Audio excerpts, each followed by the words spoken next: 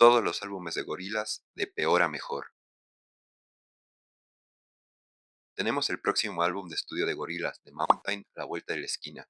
Y qué mejor momento para rememorar todos sus álbumes que han salido hasta ahora. Cabe aclarar que, bueno, este ranking está basado específicamente en mi gusto personal, así que es bastante subjetivo. Para este video no tomaré en cuenta ni los álbumes de remixes, ni compilaciones, ni rarezas como lo son los B-Sides, G-Sides, Laika. Solo tomaré en cuenta los álbumes de estudio oficiales de la banda. No considero yo que Gorillaz tenga un mal álbum. De hecho, a mí es de las bandas que me gustan todos los discos. Todos me parecen buenos, así que será un del que menos me gusta al que más me gusta. De mi menos favorito a mi favorito.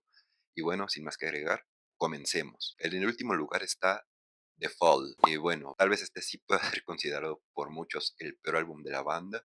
Pero sí, a mí me gusta, ¿saben? Me parece un disco bastante interesante. El reto, digámoslo de esa manera, que hizo Damon Albarn de hacer un disco mientras estaban en la gira de Plastic Beach, utilizando solamente un iPad, creo que salió muy bien, ¿saben? Es interesante como un álbum de gorilas, creo que no, pero aún así tiene bastantes canciones que me agradan. Revolving Doors es de mis canciones favoritas, no solo de gorilas, en general, y también The Joplin Spider me parece una canción increíble, y que estas hayan sido hechas en un iPad las hace también algo.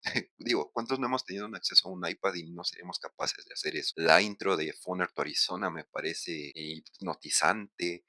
Sabes que se viene algo raro cuando estás escuchándola. Sin embargo, lo que le juega en contra es que salió después de Plastic Beach, que dejó la vara bastante alta. Y en general se siente después de eso como un álbum bastante meh. Realmente creo que no debió salir como un disco oficial de la banda. Debió salir como lado B, un lado remixes en la misma línea de los G-Sides o los D-Sides. Pero no. Sin embargo, si este disco hubiera salido como un disco de Damon Albarn, hubiera sido excelente. Pero como un disco de Gorillaz, se queda en el último lugar. Repito, me gusta, pero siento que no está a la altura de lo que Gorillaz debía ser. Y en parte porque también este hecho de haber sido creado en mitad del tour en un iPad le da también una sensación de haber sido hecho al aventón, por así decirlo, ya que no cuenta con tanta preparación ni tanta producción y sí se nota al escucharlo. Humans. Humans es un poco complicado porque creo que es bueno, pero no está del todo pulido. Tiene canciones increíbles como Strawberry Light, She's My Color, Saturn Barnes, que me encantan, son de mis favoritas, pero las canciones muy buenas no compensan que también este proyecto tiene canciones que se sienten de relleno, que no están del todo trabajadas, que no están del todo pulidas, y también le jugó un poco en contra que el hype estaba por los cielos. Teníamos ya 6 o 7 años sin un disco de Gorillaz, lo que elevó bastante las expectativas y creo que no terminó cumpliendo. También este disco hacía mucha falta, mucha presencia de Damon Albarn, de su voz, de 2D, el personaje, bueno, son lo mismo, pero este es un álbum de Gorillaz que no tiene mucho Gorillaz, lo que sí decepcionó a los fans después de tanta espera. Me incluyo. Después de los tantos años escuchándolo y viéndolo en retrospectiva, no es tan malo como me pareció en el momento. Repito, me ha gustado con los años, le he agarrado cariño. Cracker Island. A ver, Cracker Island no es tan malo, me parece bueno incluso. Tal vez aquí hay muchos que no les gusta y que les sigue sin gustar, y los entiendo, pero creo que Cracker Island es como un diamante sin pulir. Sufre de lo mismo que sufre Humans. Tiene buenos colaboradores, pero no están muy bien aprovechados. Y esta es su gran contra. Tiene artistas excelentes desaprovechados. Yo cuando salió Cracker Island no tenía grandes expectativas y aún así me decepcionó. Desde mi punto de vista, su anterior proyecto Song Machine había encaminado bastante bien a la banda por un camino que debían seguir y creo que aquí se descarrilaron. Canciones como Oil con Stevie Nicks o Silent Running con Adele Tomayo brillan bastante y se sienten muy bien, pero la mayoría de las demás colaboraciones, como lo son New Gold, Possession Island o Cracker Island, e incluso la colaboración con Bad Bunny, siento que pudieron dar más. Siento que no dieron todo lo que podían dar. No sé si no hayan conectado con los colaboradores, pero quizá yo siento que las demás canciones pudieron ofrecer más de lo que nos dieron. Y siento que eso es lo que no me gusta tanto de este álbum, que pudo ser mucho mejor. Hacer un álbum corto, pudieron trabajar más en las canciones, pero realmente no. A diferencia de Humans, que tiene más canciones, se puede entender, pero aquí teniendo menos canciones pudieron haberlas trabajado más y eso es lo que me decepcionó hasta cierto punto. En resumen, un disco que porque fue corto debió pulirse más. The Now Now.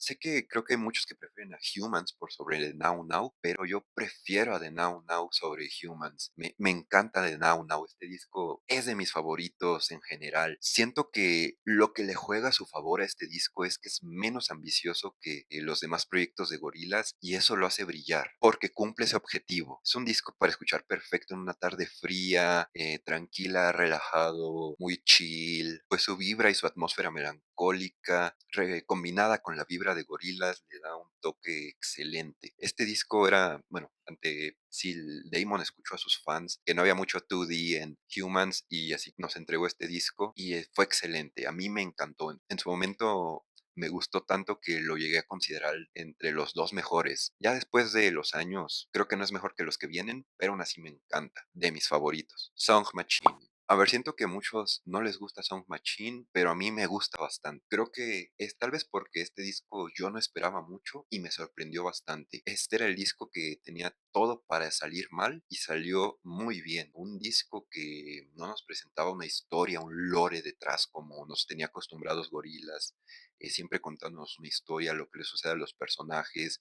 Y no, esto era ir sacando canciones, nada más, por algunas temporadas, estábamos todavía en tiempo de pandemia, irlas sacando para que la gente les escuchara. Y aún así resultó bastante excelente el proyecto. Este disco debía sentirse también como un compilado, repito, de canciones que iban publicando, pero aún así yo creo que a mí y a muchos fanáticos nos agarró por sorpresa lo bien que estaba, el sonido tan cohesivo que tiene, las colaboraciones bien hechas, Elton John, Black, se lucen en este álbum, destacan, pero sin opacar a la banda. Las canciones se sienten bien, se sienten de Gorillaz, sientes que estás escuchando en verdad a Gorillaz. Lo que yo siento que le juega más en contra, el fallo que tiene, es que no tiene quizá alguna canción destacada, algún sencillo poderoso que haya pegado, que haya estado ahí presente, que pienses en esa canción y piensas inmediatamente en el álbum como lo es con los temas más icónicos. Ese es su gran fallo, pero para mí es un excelente disco. Gorillaz, el primer álbum, el debut, ya es un clásico y el sonido que crearon aquí es único. Te remonta a esa época de finales de los 90, inicios de los 2000, con una fusión de trip hop, de hip hop, rock, incluso ritmos latinos como en Latin Simon, ¿Qué pasa contigo? A su manera, claro. La producción aquí es excelente, tiene un sonido un poquito sucio, despreocupado, que refleja las vibras de la banda y ese sonido que Damon estaba buscando, un sonido atrevido, arriesgado, que faltaba pulir, pero a propósito queda así. El equipo creativo de Gorillaz lo dejó todo aquí. Canciones como Cinco Cuartos, Tomorrow Comes Today, las ya clásicas Clean Eastwood 19-2000, que marcaron a toda una generación, y sus videos se volvieron un referente de la época. Aquella libertad que Damon estaba buscando, esas ganas de algo nuevo, de experimentar, aquí las encontró y nos dieron uno de los álbumes más icónicos de los años 2000. Demon Days, un cambio con el sonido del disco anterior, Gorillaz. Este disco es más oscuro y más profundo. Gorillaz dio un salto que los consagró. Canciones como Last Living Souls, Kids with Guns, Dirty Harry o Green World ya marcaban un cambio con el disco anterior, una temática más profunda, con temas más políticos y sociales, ambientales, y ya ni mencionar los hits de este álbum, Feel Good Inc., El Mañana, Dare, increíbles. Con este disco en verdad Gorillaz nos dio algo único, los consagró, cimentaron la carrera de la banda, no solamente como unos dibujitos que cantaban, sino como una banda en serio que hacía las cosas en serio y que podía entregar algo único. Siento yo, un álbum que uno debe escuchar en la vida al menos una vez, de inicio a fin. A mi consideración, ha envejecido bastante bien. Y en primer lugar, Plastic Beach. En mi opinión, el mejor álbum de Gorillaz y mi favorito de la banda. Una obra maestra, perfecto, de inicio a fin. Gorillaz, después de Demon Days, aquí nos trajo un sonido completamente diferente y bastante interesante. En Demon Days lograron un sonido más cohesivo, pero aquí se atrevieron a meter todavía más cosas y aún así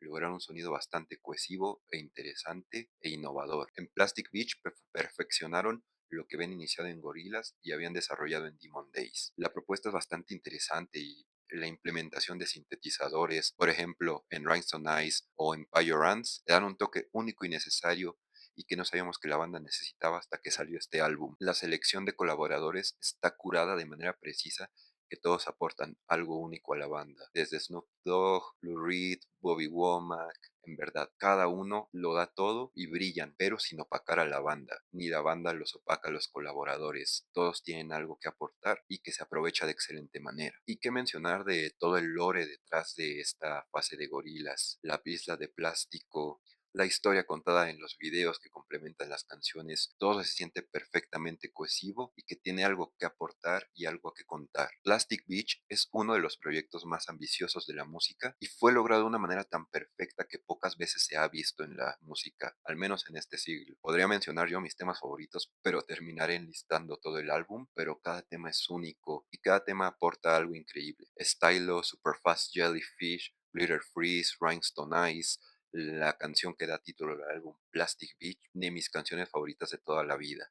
Al menos yo creo que 2/3 de este álbum están en mis canciones favoritas de todos los tiempos. Pero bueno, hasta aquí el video. Dime, ¿estás de acuerdo conmigo o no? Discutámoslo en comentarios. ¿Cuál es tu álbum favorito de la banda y cuál es el que menos te gusta? Esto ha sido todo por el video de hoy. Recuerda dar like, comentar y suscribirte y nos vemos en el siguiente video.